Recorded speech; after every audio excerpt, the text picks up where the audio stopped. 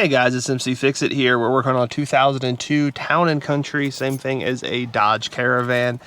We're trying to diagnose a no crank, no start.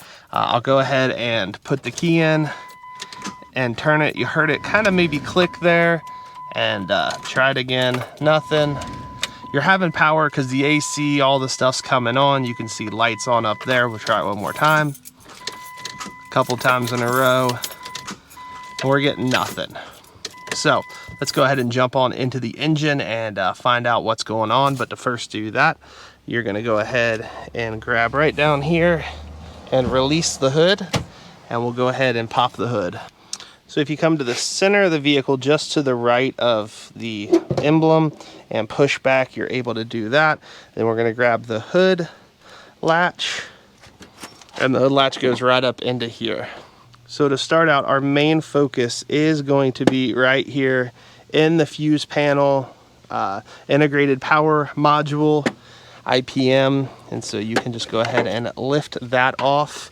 And on here, you'll see all your different relays. And the main one we're gonna focus on is that starter relay, which is right here.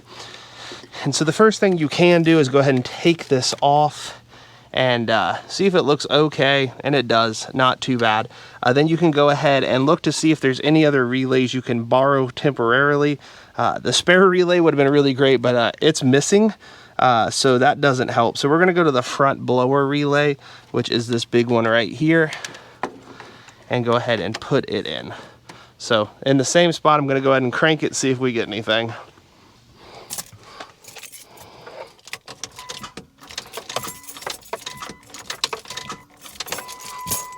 And as you can tell, we did not get anything, so it is not the relay that is messed up. That would probably be the easiest fix on this. Just go buy a new relay, but that did not work. So we're gonna have to figure out if the parts of the relay are working properly, and so that is our next step. And you can see it has little numbers on it. It may be very hard to see. 30, 86, 85, 87, and 87. But the weird thing is it's got to be upside down when you do it. So number 30 is this one, and this is your hot. So we're just going to use a test light, hook it up to this part of the battery, and remember this one right here. It is very hard to see. And that right there, test light worked. That means you're having power, which is what you want. And another way of looking at it is my little diagram I have here. Here's the basic wiring diagram.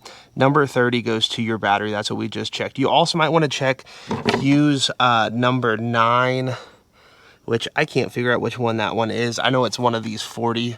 And so you can test that to see that. You can go ahead and just pull out and test continuity. That's not the one, I don't think. It actually is this number 9 right here. You can also do a jumper between these two, and that will be kind of like your starter.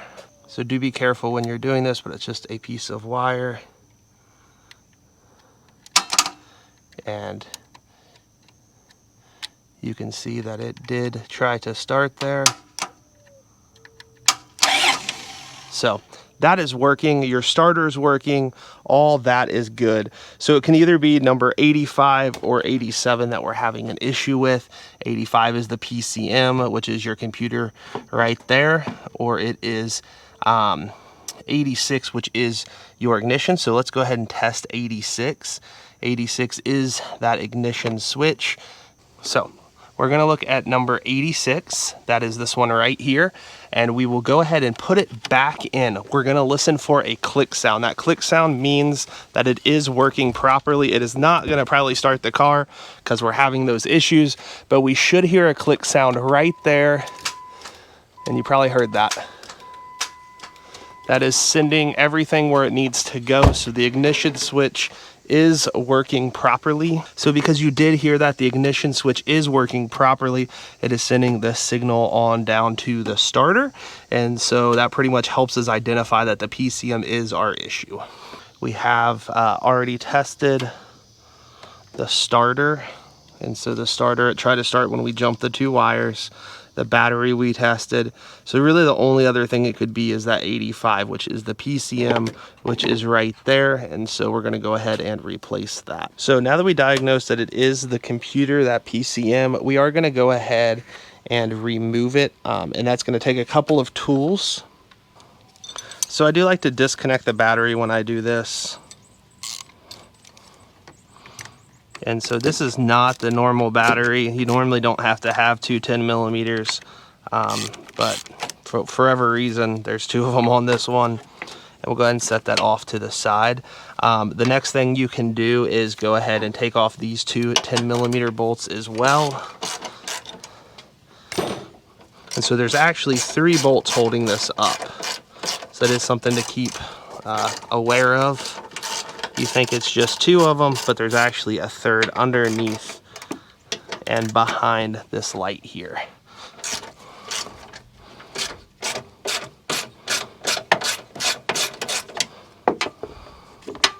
So hopefully those are good enough to just spin off by hand. Yes and yes. Put those someplace safe. Then we'll go ahead and get these 3 screws need to come off. 1, 2, 3. And really, honestly, the easiest thing to do is just use a flathead. It is an 8 millimeter, but these things come off pretty easy. And this one, for some reason, like, I don't even think that one was really holding anything. And we'll go ahead and spin that one off. 3 of them, pretty easy. You can go ahead and start pulling out the light. And if you want, you can disconnect these, but you really can go ahead and pretty much just let it hang. It pretty much does fine just there. Then the last screw is kind of in a weird spot.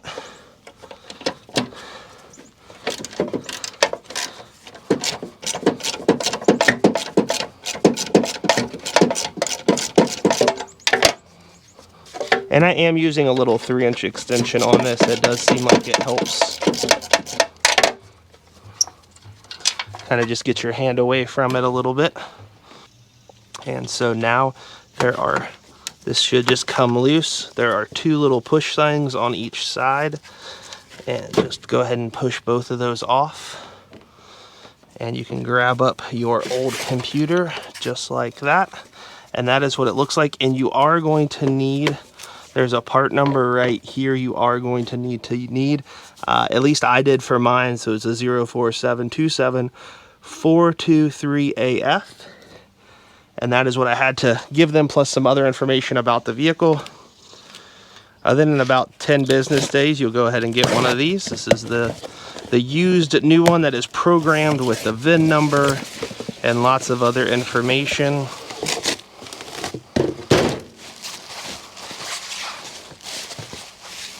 And they do a good job with packaging. There is a ton of bubble tape on this. And they will give you a new shipping label. But I'm not going to show you that because it does have my address on it. Then they give you some information as well on how to do it and stuff like that. Make sure you read over that very well.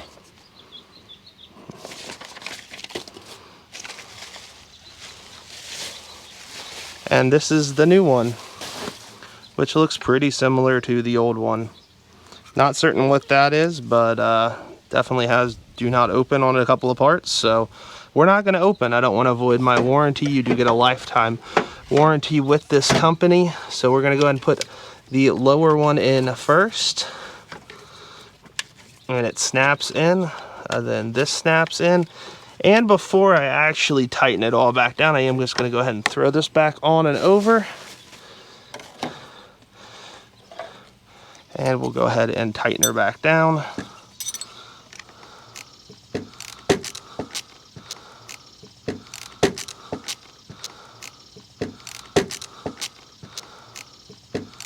We are just going to go ahead and put the rest of it back together. Just a couple of bolts from here. Remember, there are 3 and 3. So I'm going to go ahead and just start these by hand right here. Then I'm going to actually tighten down the one below.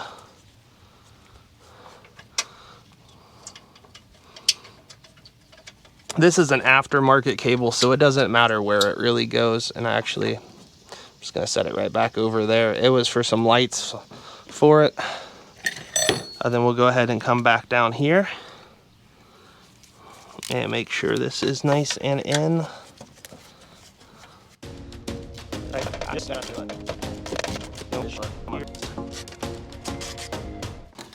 Then we'll go ahead and grab this. You can see I did fix this. There's another video out there where this thing had broke off in the past, and I plastic welded it back together, which happens quite frequently with this because it sits out in the sun. And go ahead and get these started. You may have to wiggle around the headlamp a little bit to get them to start, and I like to get them to start by hand. And then we'll just kind of tighten them down gently.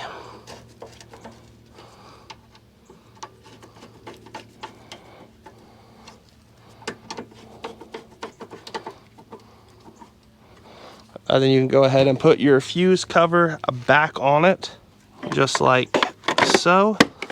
So after we've replaced the PCM, let's go ahead and fire it up, see if it starts.